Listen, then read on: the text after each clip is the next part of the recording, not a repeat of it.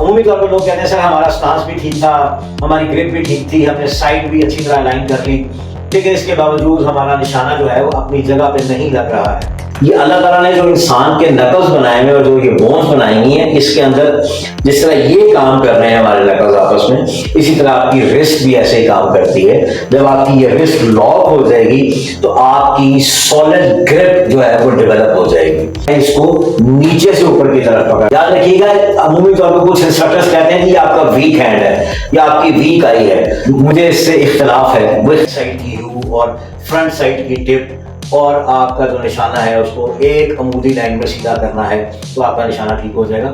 जो कि समझ नहीं, आपका जो फोर्थ रूल है वो यही है कि आपको मालूम होना चाहिए कि आपके टारगेट के पीछे क्या है और आपके टारगेट के अतराफ में क्या है। बहुत सारे जो ये यूट्यूबर्स बैठे हुए हैं, खुदा इनसे जो है वो अपने आप को महफूज रखें, मैं नाम नहीं लेना चाहता, बहुत सारे जोकर्स भी जो हैं वो इस वक्त अपने बड़े चैनल्स भी बना के बैठे हुए और वेबसाइट्स भी बना के बैठे हुए और लोगों को इन्वाइट भी कर रहे हैं, जबकि उनको आता कुछ भी नहीं है। अस्सलाम वालेकुम नाज़रीन, welcome back to my channel. कुछ व्यूअर्स ने क्वेश्चन किए थे कि सर हमें आप हैंड गन शूटिंग से मुतालिक कुछ बेसिक टिप्स जो हैं वो हमें दे दें, क्योंकि अमूमी तौर पे जब लोग ये शूटिंग रेंज के ऊपर प्रैक्टिस करने के लिए जाते हैं तो वहाँ पर जो मतलूबा नताइज सोच कर गए होते हैं वो उनको हासिल नहीं हो रहे थे, और उसके पीछे रीज़न ये है कि वो कुछ ऐसी बेसिक मिस्टेक्स कर रहे होते हैं जो जिनकी वजह से वो नताइज हासिल कर नहीं सक रहे होते। देखिए, मैं आपको पहले भी बता चुका हूँ और मैं इस वीडियो की विसातत से दोबारा फिर आपको बताऊंगा कि video lectures are not enough. आपको हैंड्स ऑन क्लास लेनी पड़ेगी, आपको फिजिकली जाकर किसी अच्छे इंस्ट्रक्टर के पास सीखना पड़ेगा, तब आपको जाके ये जो चीज़ें हैं ये आपको समझ में आएंगी। मैं ज़्यादा से ज़्यादा आपको जो हेल्प कर सकता हूँ वाया वीडियो लेक्चर्स, वो मैं आपको बेसिक टिप्स दे सकता हूँ या उन गलतियों को पॉइंट आउट कर सकता हूँ जिनकी वजह से आपका रिजल्ट है वो दुरुस्त नहीं आ रहा। Anyhow, to cut it short, वापस चलते हैं अपने सब्जेक्ट की तरफ। हम आज डिस्कस करेंगे चंद बेसिक चीज़ें जो आपको इंशाल्लाह शूटिंग रेंज पे हेल्प करेंगी। पहली हम लोग जो पॉइंट डिस्कस करेंगे, जो पहला फंडामेंटल डिस्कस करेंगे, वो कि ये पहला फंडामेंटल नहीं है। अमूमी तौर पर लोग इसको फर्स्ट फंडामेंटल समझते हैं, ये फर्स्ट फंडामेंटल नहीं है। याद रखिएगा, आज आपको बहुत से लोग ऐसे होंगे इस वीडियो की विसातत से जिनको ये पहली दफा शायद पता चल रहा होगा कि जो बेसिक हैंडगन फंडामेंटल्स है उनमें ग्रिप आपका पहला फंडामेंटल नहीं है। पहला फंडामेंटल आपके अपने वेपन से फेमिलराइजेशन है कि आपको अपने वेपन के मुतालिक पता हो कि वो वेपन कैसे काम करता है, उसके फंक्शंस कैसे हैं, हाउ टू ऑपरेट। ये आपका पहला फंडामेंटल है। और इससे भी जो पहला फंडामेंटल है वो फायर आर्म सेफ्टी रूल्स है। वो बाय ऑल मीन्स आपने किसी भी जगह पे हो, किसी भी हालत में हो, फायर आर्म सेफ्टी रूल्स की वायलेशन आपने ना खुद करनी है ना किसी को करने देनी है।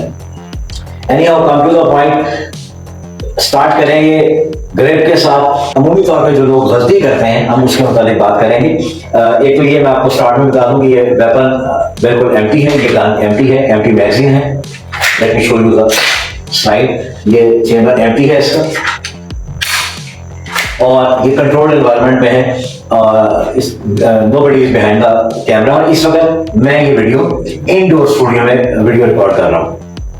जी, जो गलती हैंडगन ग्रिप के ऊपर की जाती है वो गलती ये की जाती है कि लोग इसको एक तो यहां से पकड़ते हैं इस अंदाज से, जो भी वेपन को पकड़ेगा, जो भी पिस्टल को हैंडगन को पकड़ेगा वो ऐसे पकड़ता है, और दूसरा यहाँ पर बहुत ज्यादा स्पेस छोड़ दी जाती है। देखें, हमें हैंडगन ग्रिप के अंदर 3 पॉइंट ऑफ कॉन्टेक्ट देने हैं और इनको कैसे अप्लाई करना है उसके मुताबिक आपको बता दूं। एक तो ये कि ये जो आपका कर्व बना हुआ है, this is called beaver tail, और ये अल्लाह ताला ने आपके हाथ में जो ये कर्व दिया हुआ है, इस अंगूठे और सिंगल के दरमियान में जो ये कर्व है, हमने इन दोनों का मिलाप करना है। उस तरह करना है कि हम लोगों ने जो ये गन है इसको नीचे से ऊपर की तरफ पकड़ना है, नीचे से। इसको सीधा नहीं लेके जाना है, इसको नीचे से ऊपर की तरफ पकड़ना है। इसका फायदा ये होगा कि जब हम नीचे से ऊपर की तरफ इसको लेके जाएंगे तो आपके यहाँ पर विविड टेल के नीचे कोई जगह नहीं बचेगी जो इसको फ्लिप अप होने में मदद दे। हमने असल में इसका फ्लिप अप जो रिकॉइल है उसको कंट्रोल करना है कि ये मजल फ्लिप अप ना हो। उसके लिए आपको नीचे से ऊपर की तरफ लेवरेज देनी पड़ेगी। और दूसरा ये कि अमूमी तौर पे जब हम इसको फायर कर रहे होते हैं तो देखें, एक तो यहां से हमने लेवरेज दे दी कि इसकी स्लाइड को हमने कंट्रोल कर लिया। दूसरा हमें जो एक दूसरा पॉइंट ऑफ कांटेक्ट जो है वो हमें ये देना है कि हमने यहां से इसको लेवरेज देनी है, 2 पॉइंट लेवरेज देनी है, एक यहां से और एक जो आपकी पिंकी फिंगर है जिसे आप छींगली उंगली कहते हैं या पंजाबी में चीची कहते हैं, हमने इसकी फोर्स भी देनी है कि जिस वक्त ये स्लाइड रैक हो रही है, जब स्लाइड अपने चैनल्स में जो उसके फ्रेम में चैनल्स बने हुए अपना जो उसके मैकेनिज्म है उसके अंदर जब ये मूव कर रही है तो हमने इसकी स्लाइड को फ्लिप अप होने से बचाने के लिए यहां फोर्स देनी है। जब ये ऊपर जा रहा होगा तो देखें ये एक बिल्कुल सिंपल सी फिजिक्स है, it's not a rocket science. आपने यहां से जब इसको प्रेशर देंगे तो ये ऑटोमेटिकली स्लाइड अपनी जगह पे वापस आ जाएगी। उसका तरीका ये है कि आपकी जो पिंकी फिंगर है इससे आपने उसको प्रेशर देना है। एक पॉइंट ऑफ कांटेक्ट ये आ गया, नीचे से ऊपर मैक्सिमम हाई ग्रिप करेंगे और उसके बाद आपने जो ये आपके पिंकी प्रेशर है आपने ये देना है। नेक्स्ट जो अब आपका थर्ड पॉइंट ऑफ कांटेक्ट है वो है इसको फ्रिक्शन देनी। फ्रिक्शन कैसे है कि जिस तरह आप कोई बॉटल का ढक्कन है, कोई जार है उसका ढक्कन है, उसको आप खोल रहे हैं, उस अंदाज में आपने जिस तरह इसको हाथ को रोटेट करते हैं, जब आप इसको रोटेट करेंगे तो आप देखिएगा कि आपकी जो ये रिस्ट है ये लॉक हो जाएगी। आपके दोनों हाथों की रिस्ट का बहुत ज्यादा कमाल है।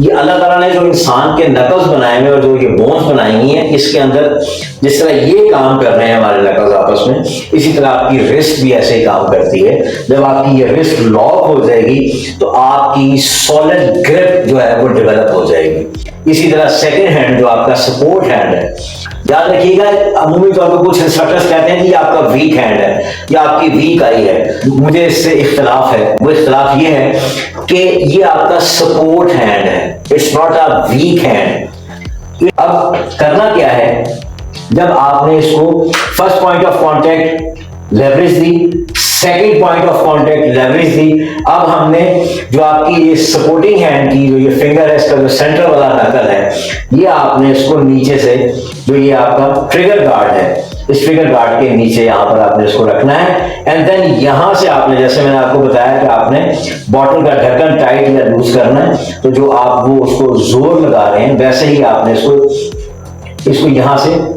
ऐसे फ्रिक्शन देनी है। अच्छा, एक आपको मैं पॉइंट बता दूं कि जिस वक्त आप इसको मैक्सिमम हाई ग्रिप करेंगे और जब ये तीन उंगलियां और जो स्पेशली पिंकी प्रेशर देंगे, तो अब आप देखिएगा कि मैं कैमरे की तरफ कर रहा हूं गन, कि आपको ये मेरी गन थोड़ी सी टिल्ट नजर आ रही है।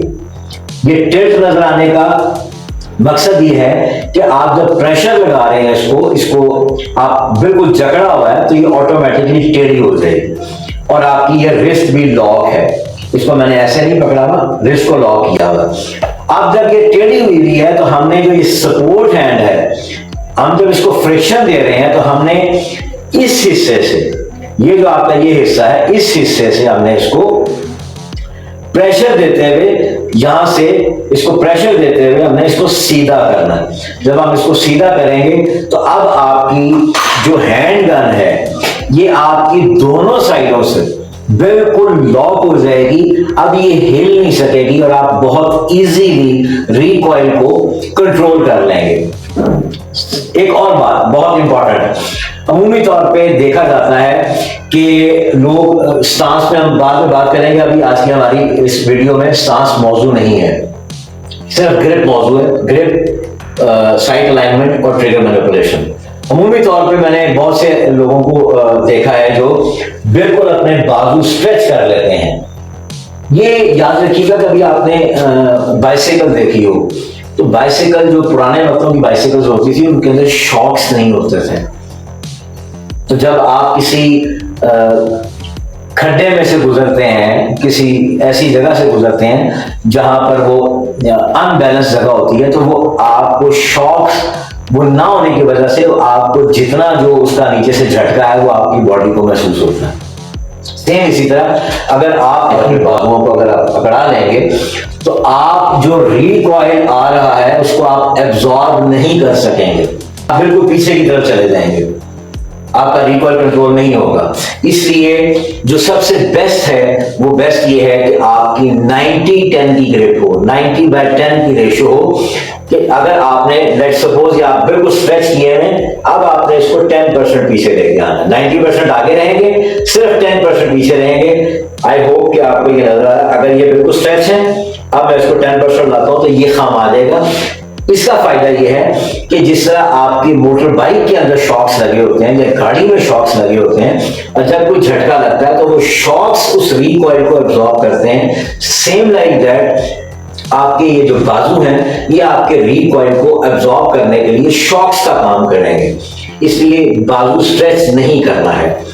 दोबारा से बता रहा हूं, नीचे से ऊपर की तरफ ग्रिप करेंगे, तीनों उंगलियों का प्रेशर देंगे, स्पेशली पिंकी प्रेशर देंगे ताकि इसको नीचे से भी लेवरेज मिले, और हम यहां से इसको फ्रिक्शन देंगे और अपने इस पाम के जरिए अपनी हैंड गन को सीधा करेंगे। अभी यहां से हम आगे की ग्रिप मुकम्मल हो गई। जब आपने इसको ग्रिप को प्रॉपरली जकड़ लिया, इसको अच्छी तरह लॉक कर लिया, अब बारी आती है साइड अलाइनमेंट की। साइड अलाइनमेंट के लिए जो चीज़ें हमें जहन नशीन करनी है वो ये है कि अमूमी तौर पे बताया यह जाता है ट्रेनिंग सेंटर्स के अंदर, एक नॉर्मल हमारी एक रूटीन चली आ रही है, वो तमाम इंस्ट्रक्टर्स जो है ना ऑलमोस्ट वही चीज़ एक रिपीट कर रहे होते हैं कि जी बैक साइड की यू और फ्रंट साइड की टिप और आपका जो निशाना है उसको एक अमूदी लाइन में सीधा करना है तो आपका निशाना ठीक हो जाएगा। जो कि समझ नहीं आता, एक न्यू जो रिक्रूट होता है उसको इतनी जल्दी चीज़ समझ नहीं आती है, और वो बहुत सारा एमुनेशन जो है वो इस चीज़ को समझने में ज़ाया करता है। ज़रूरत है कि हमें इस चीज़ को थॉरली समझाया जाए। देखें, जो आपकी रियर साइड है वो यू है, और आगे फ्रंट साइड पे जो आपका डॉट बना हुआ है, इन तीनों को आपने एक फॉर्मूले के तहत जो है वो इक्वल करना है। उसका तरीकाकार, उसका जो फॉर्मूला है वो ये है कि इक्वल लाइट इक्वल हाइट, कि ये आपकी कंसिडर कर लें कि जो मेरी 3 उंगलियां हैं, ये रियर की जो साइड है, जो पीछे वाली साइड है उसका यू बन रहा है, और जो ये सेंटर वाली फिंगर है ये फ्रंट साइड है। अब इसकी इक्वल लाइट और इक्वल हाइट से क्या मुराद है कि इन दोनों के दरमियान में फासला एक जैसा होगा और ऊपर से लेवल एक जैसा होगा। अगर यहाँ पर फासला कम हो गया तो आपका निशाना इस साइड पे चला जाएगा, अगर आपका फासला इस साइड पे कम हो गया तो निशाना इस साइड पे चला जाएगा, और अगर ये टिप आपकी ऊपर चली गई तो निशाना आपका ऊपर चला जाएगा, अगर ये नीचे आ गई और रियर वाली ऊपर हुई तो आपका निशाना नीचे चला जाएगा। इसलिए हमने इसको इक्वल लाइट इक्वल हाइट, ये आपने इसको ऐसे लेवल रखना। मैं इंशाल्लाह कोशिश करूंगा कि इस वीडियो के अंदर मैं आपको एक डायग्राम भी ऐड कर दूं ताकि आपको समझने में आसानी हो जाए कि हमने इसको अलाइन कैसे करना है। सेकेंडली, जिस वक्त हमने इसको अपने टारगेट पे प्लेस करना है तो उस वक्त आपका जो फोकस होगा वो फ्रंट साइड पे होगा। आपकी जो रियर वाली साइड है, जो रियर वाली जो नॉच है वो, और आपका जो टारगेट है, ये दोनों ब्लर होंगे। जिस तरह आपने अक्सर देखा होगा ब्लरी होता है धुंधला, उस तरह जो रियर साइड है वो भी ब्लर होगी और जो आपका टारगेट है वो भी ब्लर होगा। आपका फोकस जो है वो फ्रंट साइड पे रहेगा। ये मैं आपको प्रिसाइज शूटिंग के लिए बता रहा हूँ, जब आपने टारगेट के ऊपर शूट करना है, शूटिंग रेंज के ऊपर। शूटिंग की डिफरेंट एग्जाम होती हैं जो कि मैं आपको एक शॉर्ट वीडियो में इतनी जल्दी नहीं बता सकता, उसके लिए हैंड्स ऑन क्लास आपको जो है ना वो बहुत इंपॉर्टेंट है। एनी हाउ, हमने जिस वक्त इसको वहाँ प्लेस करना है अपने टारगेट पे, तो उस वक्त आपने जो फोकस करना है वो फ्रंट साइड पे करना है। ये आपकी साइड अलाइनमेंट है, और ये तब करना है जब आपको साइड पिक्चर क्लियर हो जाएगी। साइड पिक्चर क्या है? जो सामने आपका टारगेट है। क्योंकि आपको जो फायर आर्म सेफ्टी रूल्स हैं उसके अंदर आपका जो 4th रूल है वो यही है कि आपको मालूम होना चाहिए कि आपके टारगेट के पीछे क्या है और आपके टारगेट के अतराफ में क्या है, ताकि आपकी किसी भी शूटिंग के दौरान आपकी किसी गोली से किसी का कोई जानी या माली नुकसान ना हो। उसूली तौर पे तो आपको ये कंट्रोल्ड एनवायरनमेंट में under the supervision of range safety officers आपको शूटिंग रेंज पे जाके ये इसकी प्रैक्टिस करनी है, तभी आपको जो है ना इन चीज़ों का अच्छी तरह से इदराक हो जाएगा। साइड अलाइनमेंट हम लोगों ने कर ली। अभी एक हमारा नेक्स्ट जो थर्ड पार्ट आता है वो आता है ट्रिगर मैनिपुलेशन का।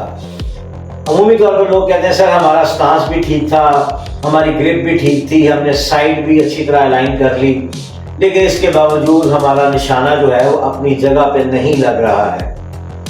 वो या तो लो लग रहा है या वो लेफ्ट और लो लग रहा है। इसके पीछे रीजन क्या है? इसके पीछे रीजन एक तो ये कि आपकी साइड प्रॉपर अलाइन नहीं हुई है। अगर साइड प्रॉपर अलाइन हो तो ये ऐसा रिजल्ट नहीं आता।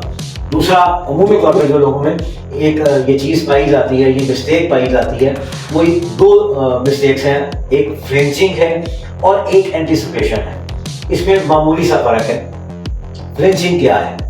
फ्लेंचिंग ये है कि जिस वक्त आप फायर कर रहे होते हैं तो उस वक्त आपका माइंड रेडी नहीं होता। आप सरप्राइज बैंग से जो अचानक से गोली की आवाज आती है उससे आप घबरा जाते हैं। जब आप फायर करने लगे हैं तो आपने अपने दिमाग को कमांड देनी है कि अगली आवाज गोली की धमाके की है, अगली आवाज ऊंची आवाज है, बैंग की, जो गोली चलने की आवाज होती है। तो आपका जो दिमाग है वो आपके दीगर बॉडी पार्ट्स को कमांड देगा, आप मेंटली तौर पे तैयार होंगे। अमूमी तौर पे होता क्या है कि जब आप रेडी नहीं होते हैं और आप जब शूट कर रहे होते हैं तो उस वक्त आप जब इसको फायर करते हैं, आपने स्टांस भी प्रॉपर बना लिया, आपने ग्रिप भी प्रॉपर बना लिया, आपने साइड भी अलाइन कर ली, लेकिन जिस वक्त आप फायर करने लगते हैं तो आप उसको प्रेस कर देते हैं। दिस इज कॉल्ड फ्लेंचिंग, कि आप उसको नीचे की तरफ ले जाते हैं। वो होता है कि आपका माइंड रेडी नहीं है, आपकी बॉडी रेडी नहीं है, इस वजह से आप फ्लेंच कर जाते हैं। और एंटिसिपेशन किसे कहते हैं? एंटिसिपेशन कहते हैं कि जिस वक्त आप फायर कर रहे होते हैं तो ट्रिगर फिंगर के साथ साथ आप अपनी ये 3 उंगलियां जो ग्रिप पे हैं, आप साथ उसको भी प्रेस कर रहे हैं, आप इसको भी प्रेस कर रहे हैं। तो इससे भी यही नतीजा निकलेगा कि आपका निशाना जो है, जो आपका पॉइंट ऑफ इम्पैक्ट बनेगा, जो आपने पॉइंट ऑफ एम लिया है वहां आपका पॉइंट ऑफ इम्पैक्ट नहीं बनेगा, आपका POI यानी पॉइंट ऑफ इम्पैक्ट जो है वो लो आएगा, क्योंकि आप एंटिसिपेट कर रहे हैं। एंटिसिपेट कहते हैं किसी चीज को दबा देना, उसको रोक लेना, आप उसको एंटिसिपेट कर रहे हैं। वो उसकी वजह से ये आपकी 3 उंगलियां जब आप फायर करते हैं तो ये स्टेबल नहीं होती हैं, जो कि ग्रिप पे स्टेबल होनी चाहिए। जब वो स्टेबल होंगी तो आपकी जो फायर है वो अपनी जगह पे लगेगा, अपने टारगेट पे ब्रेक होगा और वो जो पॉइंट ऑफ इम्पैक्ट आप चाह रहे हैं वहीं पर आएगा। और एक मेजर मिस्टेक जो हम लोग करते हैं वो ट्रिगर मैनिपुलेशन के दौरान कि हम ट्रिगर गलत प्रेस कर रहे होते हैं। ट्रिगर क्या गलत प्रेस करते हैं कि ये जो नकल है हम इसको मूव कर रहे होते हैं, जबकि इस नकल को मूव करना है। हम नकल करते हैं इसको मूव।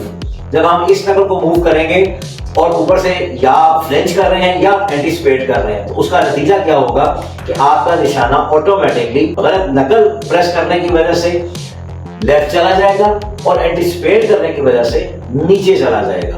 तो अमूमी तौर पे लोगों का ये शिकवा होता है कि सर मैंने बाकी तो सारे फंडामेंटल्स तो अच्छी तरह अडॉप्ट किए थे, लेकिन इसके बावजूद मेरा निशाना लेफ्ट एंड लो लग रहा है। तो उसके पीछे रीजन यही है। हमने इसको करना क्या है, मैं आपको इसको प्रैक्टिकली समझा देता हूँ। Let's suppose this is a marker. ये जो रेड कैप है इसको आप ट्रिगर कंसीडर कीजिए और जो इसका व्हाइट पार्ट है इसको आप पिस्टन की स्लाइड कंसीडर कीजिए। अब मैं अगर इसको रखता हूं, इसको आप गौर से देखिएगा। अगर मैं ये वाला नकल इस्तेमाल करता हूं, अब ये मैंने पिस्टन पकड़ लिया, अब जिस वक्त मैं ये वाला नकल इस्तेमाल करूंगा जो कि गलत है, तो ये देखिए ये मेरी स्लाइड टेढ़ी हो गई है, ऑटोमेटिकली आपका पॉइंट ऑफ इम्पैक्ट लेफ्ट पे चला गया है। आपने ये वाला नकल इस्तेमाल किया है, पॉइंट ऑफ इम्पैक्ट आपका लेफ्ट पे चला गया है। हमने ये वाला नकल इस्तेमाल करना है, तो ये सेकंड नकल है, हमने ये इस्तेमाल करना है। अब आप देखिएगा, अब अगर मैं इसको इस नकल को यूज करता हूं, ये स्लाइड सीधी है, ये मैंने इसको पिस्टन को पकड़ा हुआ बिल्कुल, और अब अगर मैं ट्रिगर को इस नकल जो प्रॉपर नकल है उसके साथ प्रेस करता हूं तो ये स्लाइड मेरी बिल्कुल पीछे गई है, ये टेढ़ी नहीं हुई है। ये हमने इस नकल को यूज करना है। इसके लिए एक मैं छोटी सी एक्सरसाइज बताया करता हूँ कि आप ये अपने थंब के ऊपर इस उंगली का जो आपका जो पैड है वो आप रख लीजिए, और ये जब आप इसको रखेंगे तो ये कर्व बना हुआ है, ये हम बना हुआ है, इस हाथ को आप खत्म करें, ये स्ट्रेट हो जाएगी। नाउ अब आप इसको 2-4-5 मिनट के लिए इसको प्रेस करें, press press press press press. बैठे हुए नॉर्मल आप कोई भी काम कर रहे हैं, वीडियो देख रहे हैं या कोई काम कर रहे हैं, तो आप इसको बैठे नॉर्मल अंदाज में आप इसको ऐसे प्रेस करते रहें, या आपकी मसल मेमोरी डेवलप हो जाएगी कि आपने ट्रिगर कैसे प्रेस करना है। ट्रिगर को स्लैप मत कीजिए, इसको जर्क ना कीजिए। आगे बहुत सारी चीजें हैं ट्रिगर के ऊपर, ये मैं आपको सिर्फ बेसिक बता रहा हूँ। ये मैंने आपको वीडियो के स्टार्ट में भी बताया कि ये मैं आपको सिर्फ बेसिक्स बता रहा हूँ। ये इतना इजी नहीं है कि आप को बिल्कुल एक छोटी सी वीडियो के अंदर मैं सारा कुछ जो है वो समझा सकूँ। ये बार बार मेरा यही होता है आपको बताना कि आप किसी अच्छे वेटेड इंस्ट्रक्टर के पास जाएं, जिसके पास वाकई ट्रू नॉलेज हो। बहुत सारे जो ये यूट्यूबर्स बैठे हुए हैं, खुदा इनसे जो है वो अपने आप को महफूज रखें। मैं नाम नहीं लेना चाहता, बहुत सारे जोकर्स भी जो हैं वो इस वक्त अपने बड़े चैनल्स भी बना के बैठे हुए और वेबसाइट्स भी बना के बैठे हुए और लोगों को इनवाइट भी कर रहे हैं, जबकि उनको आता जाता कुछ भी नहीं है। उनकी वीडियोस में आपको दर्जनों नहीं शायद सैकड़ों गलतियां मिल जाएंगी। एक नॉर्मल बंदा जो चीज़ों को समझता है वो भी बहुत अच्छे तरीके से जज कर लेगा कि यहाँ पर ये सब इंसान बेवकूफ़ियाँ कर रहा है। तो इस किस्म के जो जोकर्स हैं उनसे अपने आप को दूर रखें। जो proper trained certified experienced vetted instructor है उसके पास आकर उसकी सुपरविजन में ये चीज़ें सीखें। इंशाल्लाह उम्मीद है कि आपको जो मैंने अब तक बातें बताई हैं वो आपको समझ आ चुकी होंगी। अगर कोई बात रह गई हो या आप मज़ीद कुछ पूछना चाहें तो मैं उम्मीद करूँगा कि आप नीचे कमेंट सेक्शन में वो अपने क्वेश्चंस की पूछें। मेरे चैनल को सब्सक्राइब कीजिए, वीडियो को लाइक कीजिए। आगे दूसरे लोगों तक, दूसरे दोस्तों तक जो इस शूटिंग की फील्ड से हैं या जो किसी लॉ इन्फोर्समेंट एजेंसी से हैं, पुलिस से हैं, आप उनको ये वीडियो शेयर करें ताकि उनका भी भला हो। याद रखिए कि आपका एक लाइक, आपकी सब्सक्रिप्शन, आपके कमेंट्स करना ये मेरे लिए बहुत एजाज़ की बात है और मेरे लिए एनर्जी बूस्टर का काम करते हैं। अगर आप इसको लाइक नहीं करेंगे, आप अपने व्यूज़ नहीं देंगे, तो मुझे मज़ीद वीडियो बनाने के लिए आपकी तरफ से मुझे कोई अट्रैक्शन नहीं मिलेगी। मैं कहूँगा ठीक है, जिस तरह हमारे लाइफ चल रही है चल रही है। याद रखिएगा, मैं अपने स्टूडेंट को कहता होता हूँ कि सवाल वही करता है जो सीख रहा होता है, गौर से सुन रहा होता है। और दूसरी बात बड़ी इंपॉर्टेंट है कि जो शख्स ये कहता है ना मुझे सब पता है, तो यकीन करने को उसको कुछ भी नहीं पता। जो ये कहता है कि मुझे सब पता है उसको कुछ भी नहीं पता, और जो ये कहता है ना मैं सब कर सकता हूँ, मुझे आता है, मैंने सीखा हुआ है, तो वो आगे कुछ नहीं सीख सकता। ये जो ईगो सिस्टम है ना इंसान का, जो अना है, मैं है, ये किसी को कुछ सीखने नहीं देती है। इसलिए मैं अपने स्टूडेंट्स को हमेशा कहता हूँ कि बेटा आपने जब भी मेरी क्लास में आना है तो अपना पहले से भरा हुआ बर्तन खाली करके फिर लेके आना, ताकि उस बर्तन के अंदर मैं कुछ नया आपको दे सकूँ। बहुत सारे लोग ऐसे आते हैं जो अपने आप को समझते हैं कि मुझे बहुत कुछ आता है, और अल्हम्दुलिल्लाह जब वो मेरी क्लास में आते हैं और वो सीखते हैं तो उनको पता चलता है कि हमने आज बहुत कुछ नया सीखा है जो इससे पहले हमने कभी नहीं सीखा था। इतनी लंबी तमीद बांधने का मकसद ये है कि आपका सवाल पूछना, आपकी जो हौसला अफजाई करना है वो मेरे लिए बूस्टर का काम करता है। मैं आपसे यही उम्मीद करूँगा इंशाल्लाह नेक्स्ट वीडियो में नए टॉपिक के नए जवाब के साथ हाजिर होंगे। तब तक इजाज़त दीजिए। अल्लाह हाफ़िज़।